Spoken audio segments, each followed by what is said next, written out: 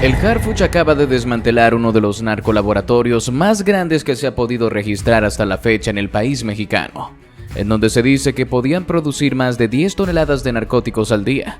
Sí, escuchaste bien, en un solo día se podía producir tal cantidad, en donde las que más resaltaban eran las metanfetaminas y el fentanilo. Los apuntes dicen que los propietarios de dichos sitios son de la familia michoacana. Sin embargo, aún no se sabe con certeza si realmente pertenecía a ellos u a otro ente criminal. La madrugada del 24 de junio no comenzó con explosiones ni ráfagas de fuego. No hubo drones en formación ni helicópteros rompiendo el cielo. Lo que ocurrió fue tan preciso, tan quirúrgico, que pasó desapercibido para la mayoría de los medios.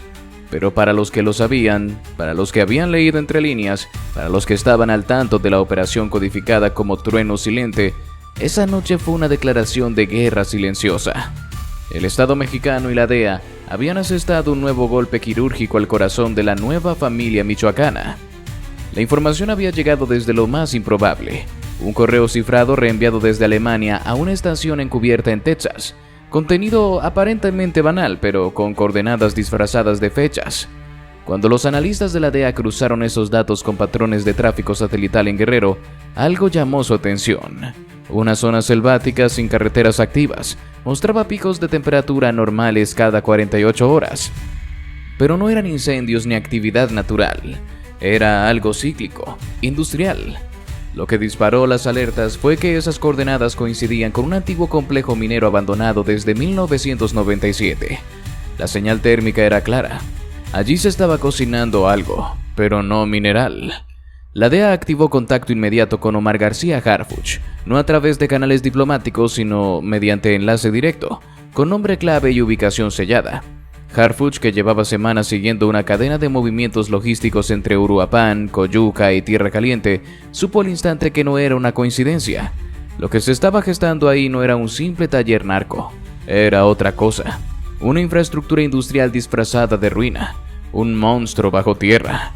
Durante 3 días, drones miniatura con cámaras térmicas sobrevolaron la zona desde alturas fuera de alcance de radar.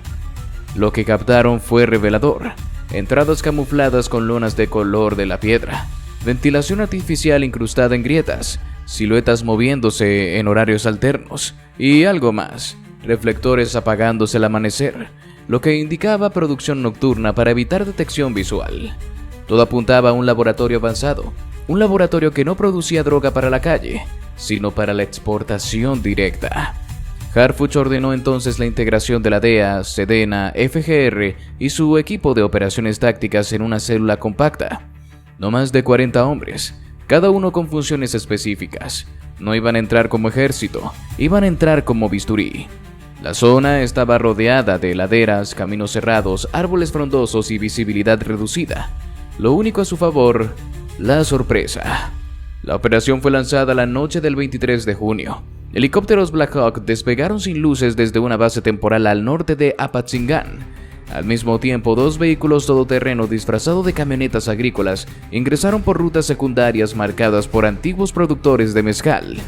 A las 3:18 am, el primer equipo visualizó la compuerta oculta en la falda del cerro. No hubo disparos, no hubo gritos. Solo una explosión controlada en una cerradura reforzada y una oleada de hombres descendiendo por un pasillo angosto con paredes recubiertas de polvo de roca. Lo que encontraron al fondo era lo más parecido a un laboratorio de ciencia ficción. Un complejo dividido en 3 niveles subalternos, con iluminación LED, máquinas rotatorias, refrigeradores industriales, reactores químicos de última generación y una planta de energía completamente autónoma. En el segundo nivel se hallaron tanques de metanfetamina líquida en estado de reposo, todavía calientes. Un técnico intentó huir, pero fue reducido antes de alcanzar la escalera de emergencia. Al momento de su captura, portaba una libreta con fórmulas químicas avanzadas, coordenadas internas y, lo más importante, el sello de la nueva familia michoacana.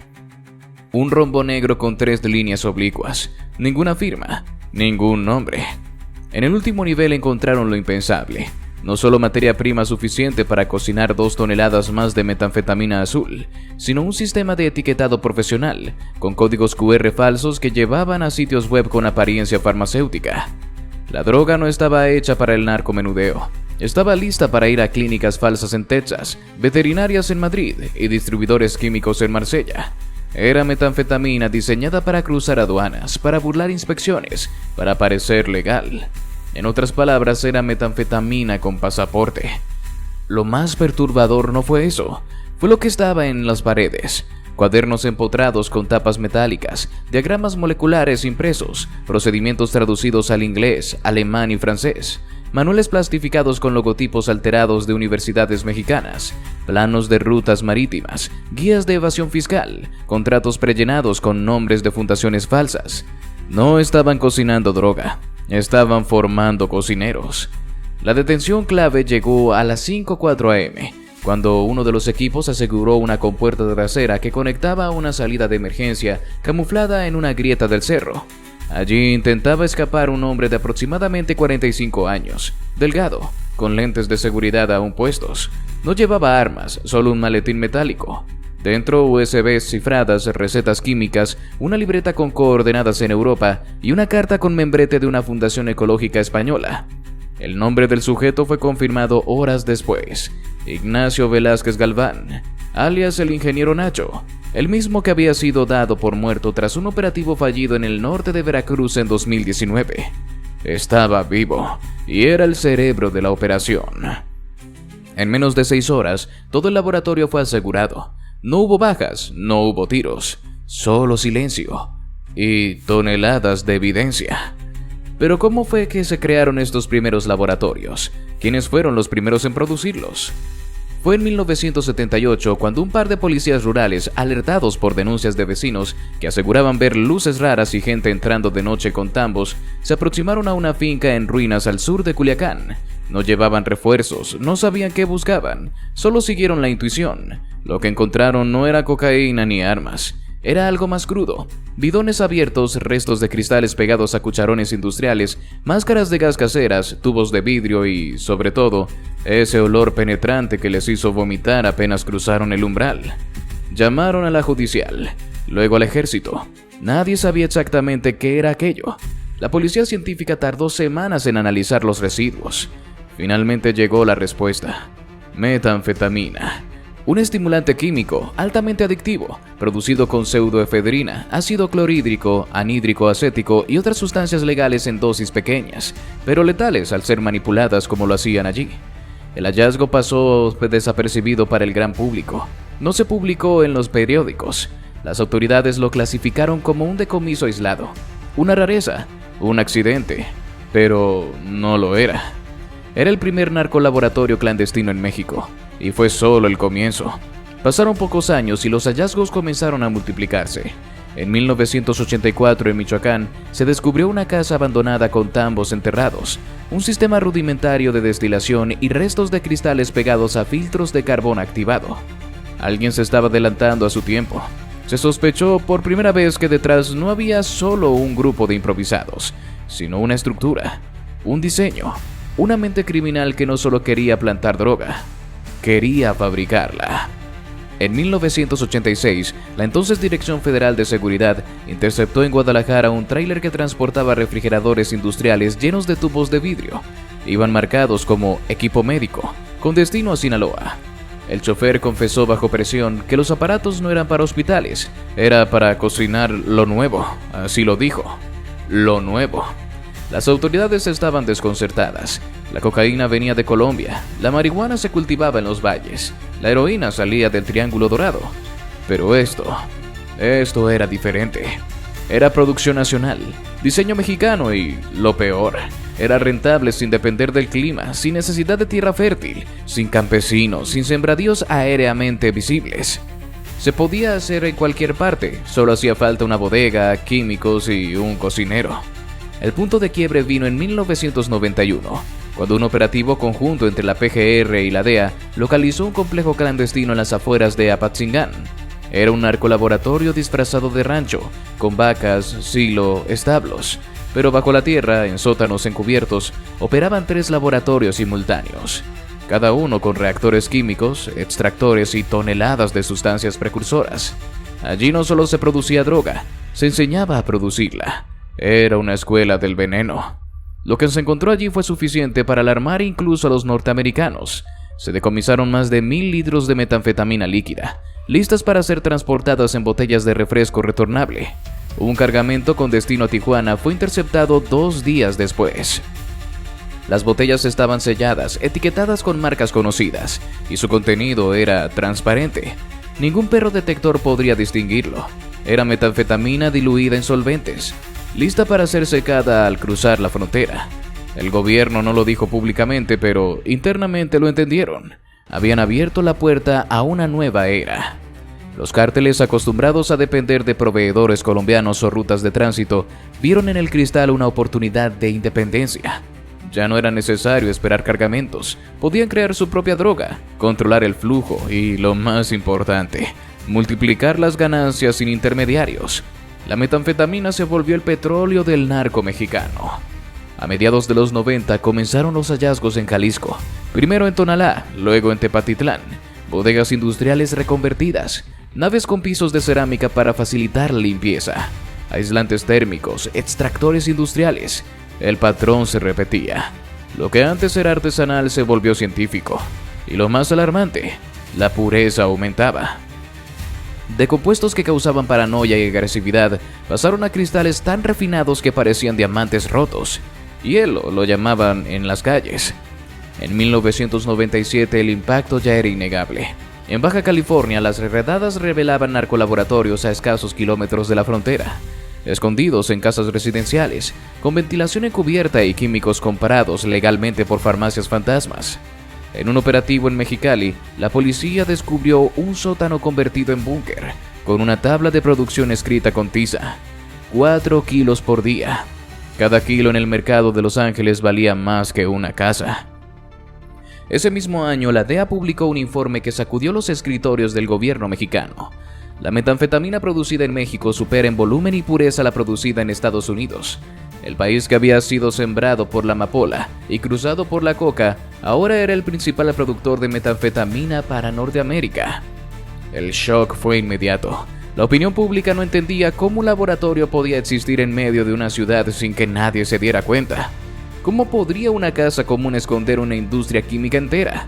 ¿Cómo podía un cártel financiar equipo de laboratorio alemán, ventilación industrial, seguridad armada, sin que nadie se enterara? La respuesta estaba en la corrupción, en la omisión, en la complicidad silenciosa de autoridades que, mientras decían combatir al narco, vendían permisos, ignoraban reportes y permitían que el cristal se esparciera como una plaga sin control. La droga dejó de verse en plantíos, ahora se cocinaba en las sombras. A partir del año 2000, con la apertura de nuevas rutas hacia Europa, comenzaron a aparecer laboratorios más sofisticados. Se hablaba ya de complejos químicos con estándares industriales, con ingenieros egresados de universidades, muchos de ellos cooptados por el narco no con amenazas, sino con dinero. En un decomiso en Veracruz en 2003, se encontró un manual encuadernado con el título Procesos de síntesis avanzada nivel 2. Era un documento técnico, con fórmulas, tiempos, temperaturas. Se hablaba de eficiencia, rendimiento, pureza. No era un narcolibro, era un protocolo de ingeniería química, como el que se usaría en una farmacéutica. Y eso lo cambió todo. Pero el Harfuch, ¿qué haría ahora con la información que tenía? ¿Quiénes eran los verdaderos culpables de todo esto? Mientras los medios seguían ocupados repitiendo cifras, mostrando imágenes del laboratorio calcinado en tierra caliente y felicitando la hazaña táctica del operativo, Omar García Harfuch ya estaba en otro nivel. No celebraba, no salía en entrevistas, no compartía fotos con soldados ni presumía decomisos. Harfuch se había encerrado en una sala blindada, rodeado por su equipo de inteligencia y un grupo de analistas forenses con acceso a los servidores recién decomisados en la operación. Lo que buscaban no era droga, ni dinero, ni armas. Lo que buscaban era algo más peligroso: las conexiones. Porque Harfuch lo sabía. Desde el primer día en que entró a ese laboratorio sintético enterrado bajo tierra con ventilación industrial, etiquetadoras automáticas, maquinaria alemana de última generación y rutas financieras diseñadas en Malta, supo que ese lugar no era un proyecto improvisado de narcos rurales. Aquello no se financiaba con cobros de piso, no se construía con amenazas ni a punta de fusil. Aquello tenía permisos, tuvo avales, fue autorizado, ocultado, alimentado. Y nadie fuera de las esferas del poder podía lograr eso. Nadie fuera del poder podía convertir un laboratorio de guerra química en un fantasma legalizado. Todo comenzó con una USB hallada en el maletín del ingeniero Nacho, el químico estrella de la nueva familia michoacana, capturado mientras intentaba huir por una compuerta secreta disfrazada de refrigerador. Dentro del dispositivo había un archivo titulado simplemente Contactos. Cuando lo abrieron no era una lista de operadores, era algo más complejo. Una hoja de cálculo con columnas de nombres clave, fechas, coordenadas, códigos de permiso y notas de verificación. Entre esas notas habían nombres, no al estilo narco, nombres de personas con credenciales oficiales, con cargos públicos, con cuentas bancarias registradas en bancos nacionales y extranjeros. Personas que no vivían en la clandestinidad, personas que estaban en la televisión, en las conferencias, en el Congreso. La primera alarma saltó con un nombre que todos reconocieron de inmediato. Un funcionario de alto rango en la Secretaría de Desarrollo Económico de Michoacán, quien aparecía como avalista logístico para la instalación de una empresa agrícola llamada Agrobio MX. La fachada era sencilla, una productora de fertilizantes orgánicos y suplementos de suelo, pero las coordenadas fiscales de esa empresa coincidían con el mismo polígono donde, 5 meses después, se construyó el narcolaboratorio.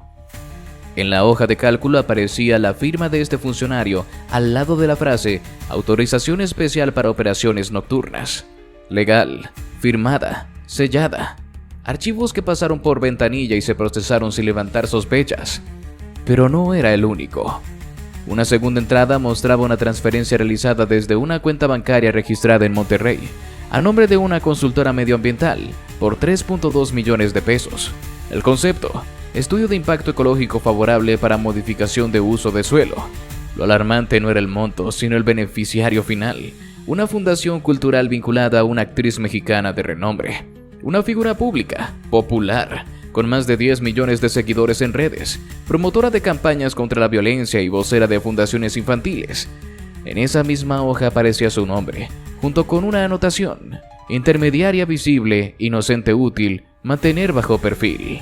Harfuch no lo podía creer.